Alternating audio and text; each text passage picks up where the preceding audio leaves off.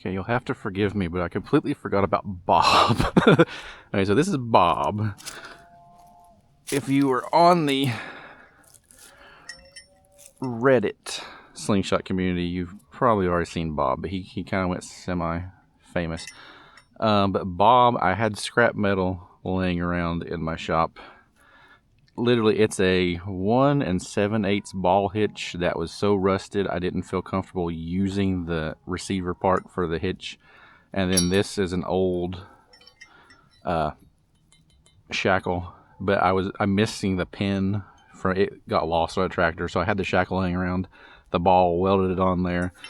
Railroad spikes for legs, and then took wrenches for hands, and then this plate I actually cut out and welded. So I made the plate, but the rest of it is just recycled scrap parts. But so Bob is, and then the face, of course, nuts and a small wrench for the mouth. But Bob is a multi-target target, if that makes sense. So you got the middle, you can shoot that little flapper.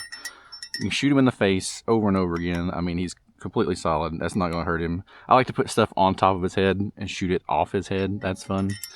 But then from 33 feet, I mean, those are big enough to be a target on their own if you want to add those. But then his hands, I've drilled. If you want to put a dum-dum sucker, you know, something small, I've hung washers, you know, and anything you want him to hold, he's, like I said, solid. You can shoot him over and over again. He's not going to do anything. But I got a little gun with a magnet, so you can set that in there and then try to, you know, old Western style, shoot the gun out of his hand, you know, just fun stuff like that. But it's on fishing string, so you don't lose that in the woods. But yeah, that is Bob. My niece and nephew is the one who named him Bob. But I'm just sorry I forgot Bob, because he is probably one of my favorite targets.